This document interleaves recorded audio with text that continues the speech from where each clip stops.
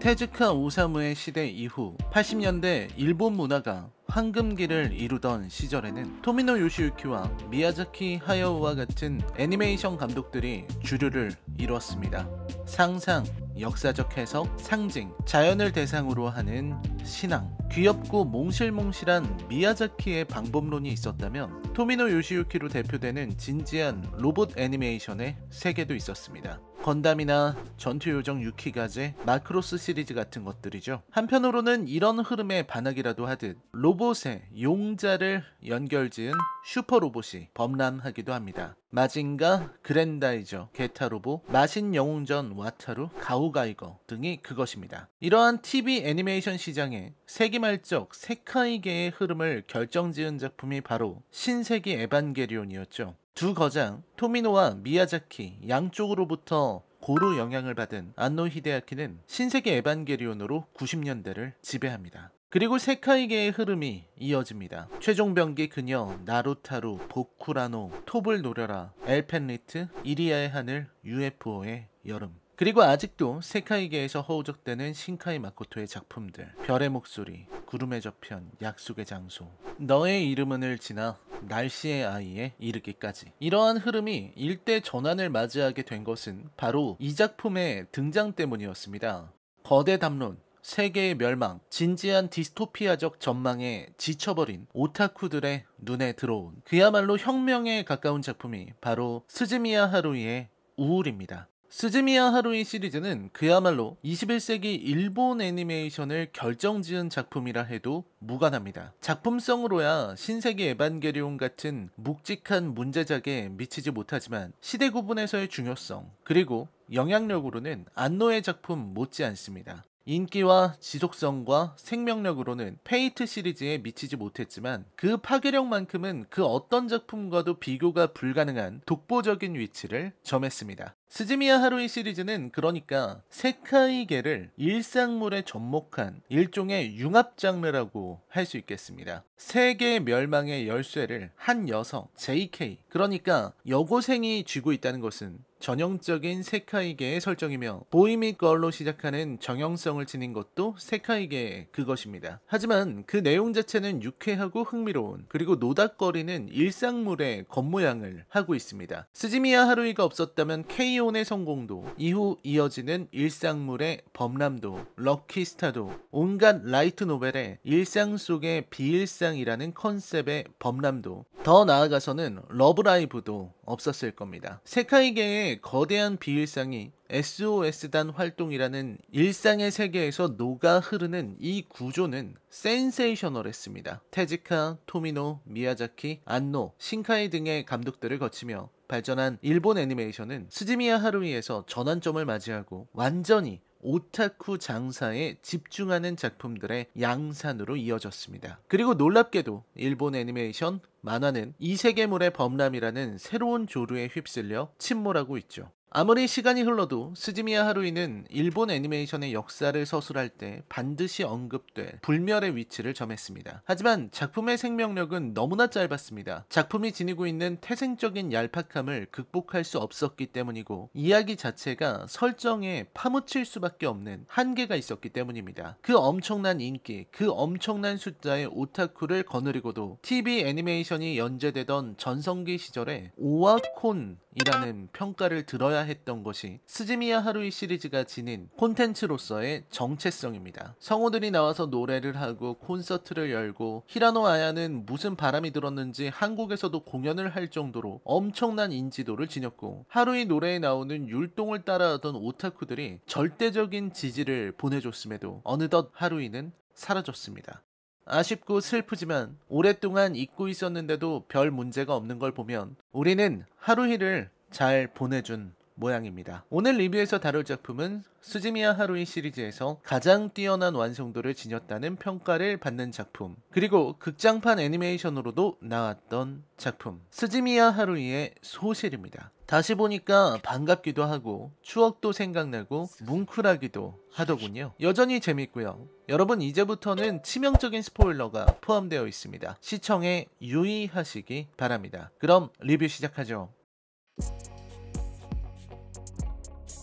겨울 방학을 앞둔 쿄이 등교하는 장면으로 작품은 시작됩니다. 쿄는 언제나 그렇듯 일상 속에 비일상을 살아가고 있습니다. 누가 봐도 평범한 학생이지만 스즈미야 하루이라는 전대미문의 여자아이 덕분에 온갖 고생을 당하면서 일상을 보내야만 하는 운명이죠. 크리스마스를 앞두고 체육 시간에 여자친구 자랑을 하는 타니구치와 시간을 보내고 방과 후에는 부활동을 위해 SOS단으로 갑니다. 하루이는 언제나 그렇듯 신이 나서 크리스마스 파티 계획을 준비하죠.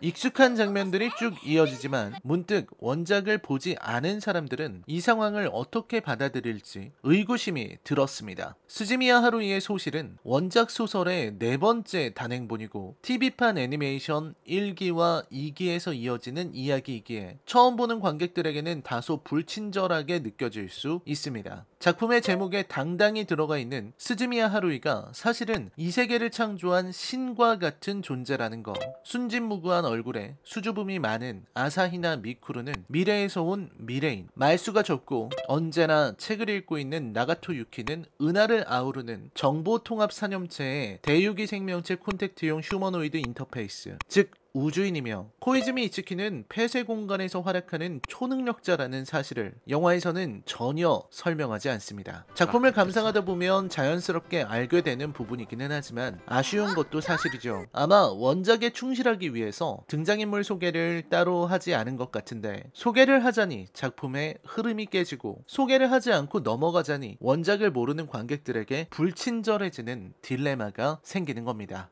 그리고 사건이 벌어집니다. 다음날 아침 여자친구 자랑을 하던 타니구치는 여자친구는커녕 갑자기 감기에 걸려서 괴로워하고 있었습니다. 설상가상으로 학교 전체에 감기가 돌고 있었고 쿄만 그 사실을 모르고 있었죠. 그리고 사망했을 아사쿠라 류코가 재등장하는 장면에서 쿄는 경악합니다. 세계가 변해버린 겁니다. 자고 일어났는데 미묘하게 달라진 또 다른 세계에 와버린 쿄.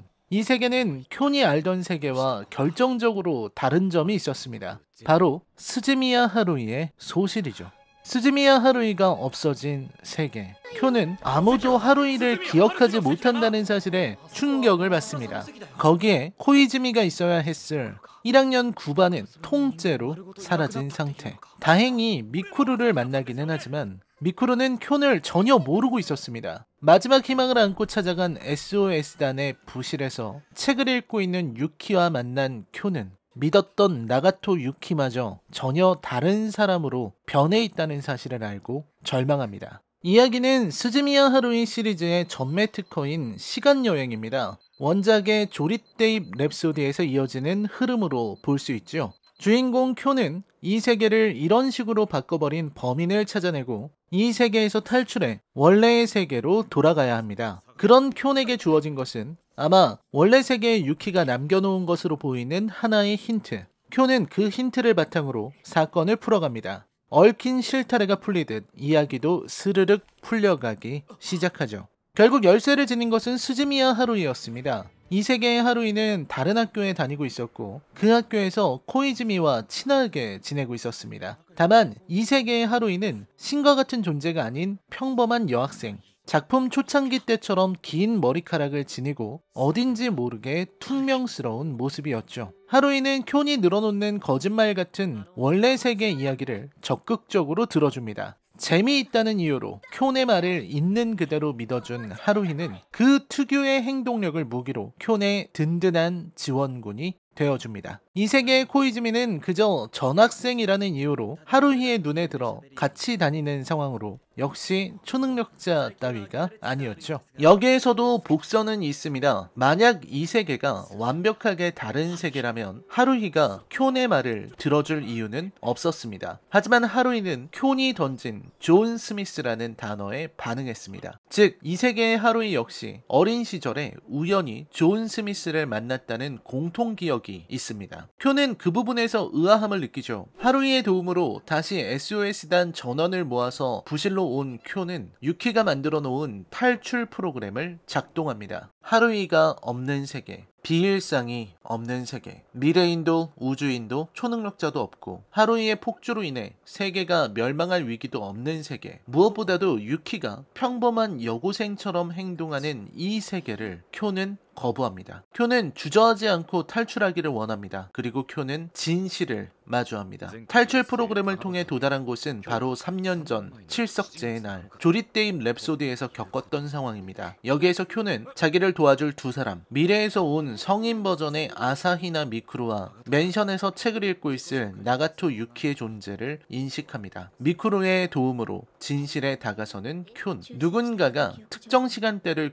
고정해서 세상을 바꿔버렸습니다. 바꾼 시간은 12월 18일을 기점으로 365일에 한정된 시간. 쿄는 12월 18일 범인을 찾아내서 그가 세계를 바꾸지 못하게 만들어야 합니다. 그리고 나가토 유키를 만났을 때 쿄는 유키가 범인이라는 사실을 알아냅니다. 이 이야기가 재미있는 이유는 뭘까요? 칠석제의 밤, 다시 찾아간 나가토 유키의 맨션. 맨션의 방에는 TPDD를 잃어버린 미쿠루와 쿄이 3년간의 잠을 진행하고 있고, 유키는 이날 밤 또 다른 쿄를 다시 만나게 되는 셈입니다. 이러한 시간여행과 타임 패러독스, 절묘하게 맞아떨어지는 구조가 보는 재미를 줍니다. 특히 마지막에 류코의 공격에 쓰러지는 쿄과 그를 도우려는 존재, 동시에 존재하는 두 명의 미쿠루 등이 이야기를 더욱 다채롭게 만듭니다. 하지만 결국 소실의 이야기는 나가토 유키의 변화 그 자체입니다. 원래대로라면 감정이 없어야 할 외계인, 단말기에 불과한 유키는 엔들리스 에잇의 사건을 겪으면서 오류를 축적했고, 그 오류가 폭주해서 이런 사건을 벌인 겁니다. 그 오류란 감정입니다. 사실 다른 인물들, 하루이는 말할 것도 없고 미쿠루나 코이즈미 역시 미래인과 초능력자라고는 하지만 각자 감정도 있고 욕망도 있는 인간으로 그려지는데, 유키만큼은 그런 면모를 보이지 않았습니다. 말하자면 인간을 초월한 혹은 인격을 지니지 않은 존재처럼 보였습니다. 말없고 조용한 도라에몽 같은 존재로 쿄이 필요할 때마다 도움을 구하고 마치 신과 같은 능력을 펼쳐서 하루히의 폭주를 제어하는 일종의 로봇이나 컴퓨터처럼 보였던 것이 사실이죠. 유키는 무한히 반복되는 사건에 질렸고 쿄의 말맞다나 감정이 생겨났습니다. 그래서 유키는 이 시간 동위체에 있는 또 다른 자신을 배격하고 정보통합 사념체와의 연결을 제한해서 평범한 인간처럼 살아가기로 합니다. 비록 365일이라는 제한된 시간이지만 유키에게는 휴가이자 몇 안 되는 자유의 시간이기도 합니다. 이곳에서 유키는 쿄를 만나고 평범하게 그를 짝사랑하는 소녀가 됩니다. 즉 인간이 되고 싶었던 기계, 로봇에 인간이 아닌 어떤 다른 존재의 욕망이 발현된 것이 소실의 유키입니다. 유키는 이곳에서 쿄과 함께 지내고 싶었고 그를 사랑하고 싶었습니다. 그렇게 자유를, 잠시나마 자신에게 주어진 의무를 잊어버리고 그냥 쿄과 놀고 싶었던 겁니다. 하지만 쿄는 주저하지 않고 하루이의 세계를 선택했습니다. 무정하게도. 또 하나 재미있는 건 유키가 감정을 깨닫고 쿄과 같이 있고 싶어 했던 자신의 그런 모습을 오류로 지칭한다는 겁니다. 유키에게 있어서 감정을 드러낸다는 것은 비일상적인 상황이기 때문이겠죠. 그래서 유키는 그걸 고치려고 합니다. 자신에게 그 프로그램을 주입할 때 유키는 어떤 생각을 했을까요? 감정을 있는 대로 그려낸, 그래서 약해진 자신의 모습을 보는 것은 괴로운 일입니다. 특히 그 감정이 보답받지 못하는 것이라면 더욱 더요. 오랜만에 만난 하루이는 반가웠습니다. 특히 소실의 이야기는 하루이 전체 스토리의 핵심이자 가장 뛰어난 완성도를 지녔다고 칭찬받는 작품이죠. 여전히 재미있고 여전히 아쉽기도 한 이야기입니다. 하지만 여전히 최고의 명작이라는 소실의 이야기를 재미있게 보면서도 하루이 이야기가 가진 의미를 떠올려 보게 됩니다. 재미있지만 감정선이 얕고 사건들이 연속으로 터지지만 어딘지 모르게 갇힌 세계 속의 이야기라는 인상을 받게 되는 건 이 작품이 지닌 태생적 한계 때문일 겁니다. 과연 유키가 만든 또 다른 차원의 축, 유키가 쿄에게 건넨 입부 원서, 새로운 세계로 초대하는 그 제스처가 과연 하루이의 세계에 맞설 수 있는 또 다른 세계로서의 매력을 갖추고 있는가 하는 의문이 듭니다. 몇 가지의 정보값을 조작했다고는 하지만 이 세계는 그 자체로 구조적인 문제를 안고 있는 것으로 나옵니다. 무엇보다 유키가 만들어둔 탈출 프로그램이라든지 아사쿠라 료코의 폭주를 제어하지 못하는 것, 365일의 한정된 시간에 갇혀 있는 것, 그리고 또 다른 무수한 변수를 전부 제어할 수 있을 정도로 유키가 초월적인가 하는 의문도 듭니다. 소실의 이야기에서 유키는 세계 대 세계로 하루이에게 대적할 수 없는 존재임을 분명하게 드러냈습니다. 쿄니 마치 신화의 영웅이라도 된 듯 선택권을 지닌 채 세계를 극복해냈지만 유키의 입장에서는 인간 여자로서의 자신을 쿄에게 보여주며 어필한 것에 불과합니다. 만약 쿄니 유키를 선택했다면 하는 의문이 드는 것도 바로 그 지점입니다. 이 세계는 유키가 쿄의 마음을 떠보기 위한 일종의 실험이 아니었을까 하는 생각이 드는 것이죠. 만약 유키가 쿄를 자신의 것으로 만들고자 했다면 탈출 프로그램 따위를 만들어서는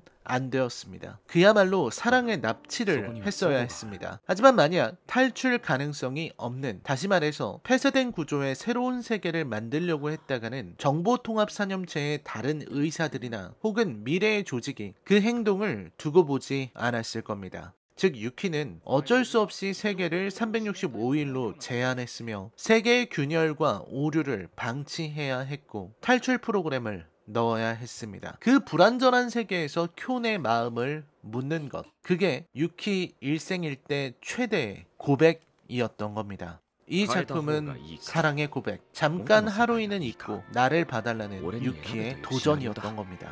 쿄의 겁으로 인해 유키는 이제 다시 말수도 적고 감정도 없는 휴머노이드 인터페이스로 살아갈 겁니다. 허가를 이라는 명대사를 남긴 유키로 돌아가는 것. 그래서 소실의 이야기는 비극적입니다. 이 이야기를 쿄의 시점이 아니라 유키의 시점에서 서술했다면 눈물 없이는 볼 수 없는 비련의 여주인공이 처절하게 도저히 이길 수 없는 거대한 벽에 맞서서 싸우는 비극적인 이야기가 될 겁니다. 그런 시점에서 보면 쿄이 병원에서 일어났을 때 호들갑을 떠는 하루이가 그렇게 폭군처럼 보일 수가 없습니다. 힘으로도 사랑으로도 맞설 수 없는 존재.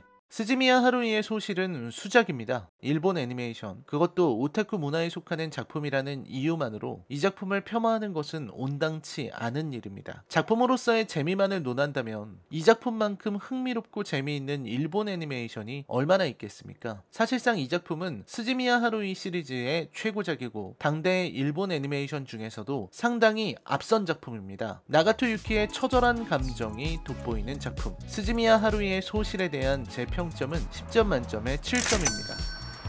보다 극장판에 어울리는 작화, 연출, 그리고 보다 컴팩트한 구조로 만들었다면, 그래서 TV 애니메이션을 압도하는 퀄리티로 만들었다면 아마도 저는 이 작품을 일본 애니메이션의 명작의 반열에 올리는 것을 주저하지 않았을 겁니다. TV 애니메이션의 연장선상에 놓일 수밖에 없었다는 것이 이 작품의 한계죠. 라이너의 컬처 쇼크 영화 리뷰는 계속됩니다. 저는 다음 영상으로 찾아뵙겠습니다. 시청해주셔서 감사합니다.